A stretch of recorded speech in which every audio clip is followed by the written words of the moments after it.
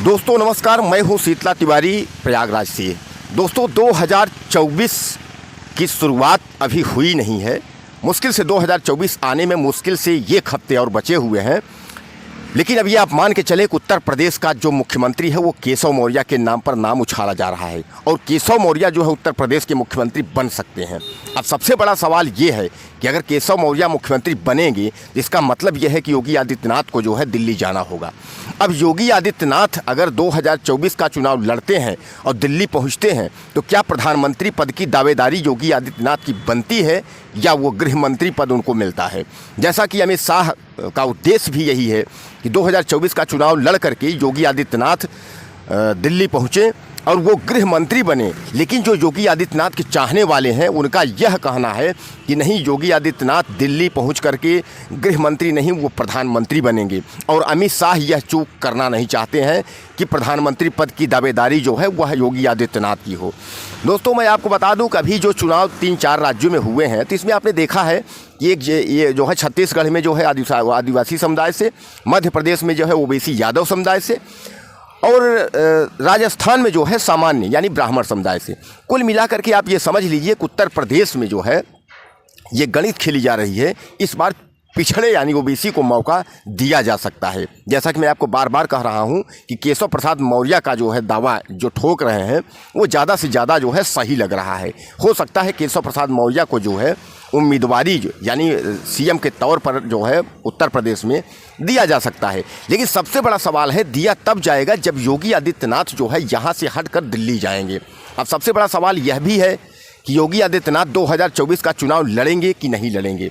तो सबसे आप खास बात, अहम बात यह समझ लीजिए कि योगी आदित्यनाथ अगर चुनाव नहीं लड़ते हैं तो उत्तर प्रदेश की सियासत यानी 2027 तक जो है यही चलेगा। यानी योगी आदित्यनाथ जो है दिल्ली के मुख्यमंत्री या प्रधानमंत्री या गृह मंत्री का जिक्र छोड़ करके वह उत्तर प्रदेश का ही मुख्यमंत्री बने रहेंगे और जो कानून व्यवस्था भी चल रही है इसी तरीके की कानून व्यवस्था जो है वो चलती रहेगी। अब आप यह भी सवाल सोच रहे होंगे कि आखिर अगर उत्तर प्रदेश नहीं 2024 का क्या होगा। तो 2024 में जो है ज़्यादा से ज़्यादा भारतीय जनता पार्टी पूरी ताकत झोंक करके और वो लड़ेगी। और भारतीय जनता पार्टी का यह है कि हमारे अलावा किसी को 2024 के अलावा मौका मिलेगा नहीं। यानी भारतीय जनता पार्टी 2024 में कुल मिलाकर के आप समझ लीजिए पूर्ण बहुमत से ज़्यादा यानी बहुमत से भी ज़्यादा जो है वो अपना वोट बैंक साधने की जो है सीट कोशिश कर रही है। और उसके बाद जो है वो 2024 में ज़बरदस्त तीसरी पंचवर्षीय जो है सत्ता में लौटने की कोशिश कर रही है। और यही मात्र कारण है कि अमित शाह और योगी आदित्यनाथ और नरेंद्र मोदी के तीनों के बीच में जो खिचड़ी पक रही है ये कहीं ना कहीं प्रधानमंत्री, गृह मंत्री और उत्तर प्रदेश के सीएम को लेकर के जो है वो खींचातानी चल रही है। हालांकि मैं आपको बता दूं केशव प्रसाद मौर्य की नाराज़गी जो है वो बरकरार है और नाराज़गी तब तक रहेगी जब तक कि केशव प्रसाद मौर्य का उत्तर प्रदेश का मुख्यमंत्री का दर्जा नहीं मिल जाता। हालांकि उनको जो है उनका आंसू पोंछने के लिए डिप्टी सीएम उनको बनाया गया। 2017 का जब चुनाव हुआ था केशव मौर्य उस समय प्रदेश अध्यक्ष थे और पूर्ण बहुमत में सरकार जो है आई थी, तभी केशव मौर्य को लगा था कि हम जो है मुख्यमंत्री बनेंगे। लेकिन उनको मुख्यमंत्री न बना करके योगी आदित्यनाथ का नाम उछाल दिया गया और केशव प्रसाद मौर्य को जो है डिप्टी सीएम बना करके केशव प्रसाद मौर्य के आंसू पोंछ दिए गए। लेकिन केशव प्रसाद मौर्य और ओबीसी के जो खास चाहने वाले और दिग्गज जो उनके कार्यकर्ता लोग हैं वो खुश नहीं हैं। उनका उद्देश्य ये है कि अगर मुख्यमंत्री के तौर पर उत्तर प्रदेश में कोई होगा वह केशव प्रसाद मौर्य होंगे।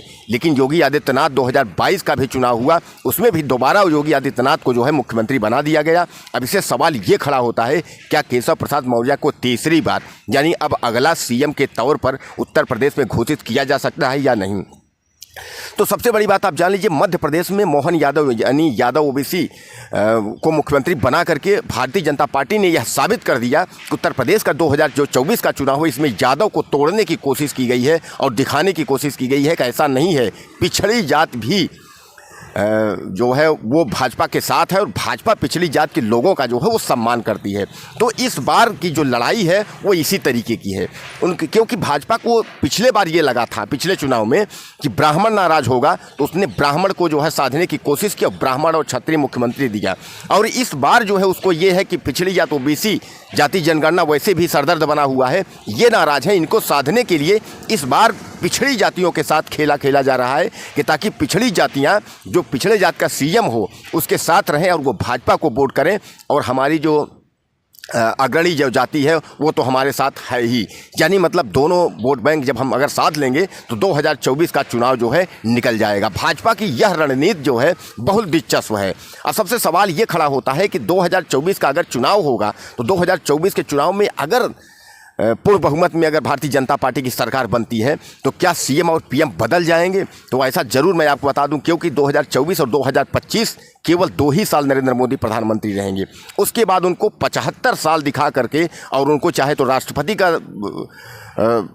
आश्वासन दे करके या मार्गदर्शक मंडल जो इनके पास कमंडल खाली है उसी में जो है उनको चाहे डाल दें, लेकिन 2024 और 2025 के बाद 2026 में जो देश की राजनीति है वह एक बार जो है वो दिलचस्प, यानी जो है देश की राजनीति वो गर्मा जाएगी। और आप समझ लीजिए ये गर्मा इसलिए जाएगी कि 2026 में जो है अमित शाह की जो दावेदारी प्रधानमंत्री की है और योगी आदित्यनाथ की, तो अगर प्रधानमंत्री बदलता है तो सामान्य तौर पर है उत्तर प्रदेश की सीट खाली हो जाएगी, और उत्तर प्रदेश की सीट पर मुख्यमंत्री के तौर पर किसको भारतीय जनता पार्टी रखती है यह भी देखने की जो है अलग कहानी होगी।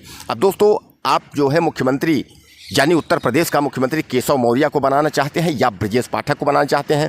हालांकि ब्रजेश पाठक भी दावेदारी ठोक रहे हैं, और ब्रजेश पाठक जो है वो सामान्य से हैं और केशव मौर्य जो है वो ओबीसी से हैं। तो कहने का तात्पर्य आप किसको बनाना चाहते हैं?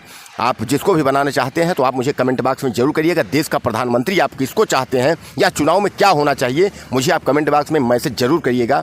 और आपका भाई हूँ, हमारे भाई को अपने चैनल सब्सक्राइब कर लीजिए और वीडियो को ज़्यादा से ज़्यादा शेयर करिए। नमस्कार।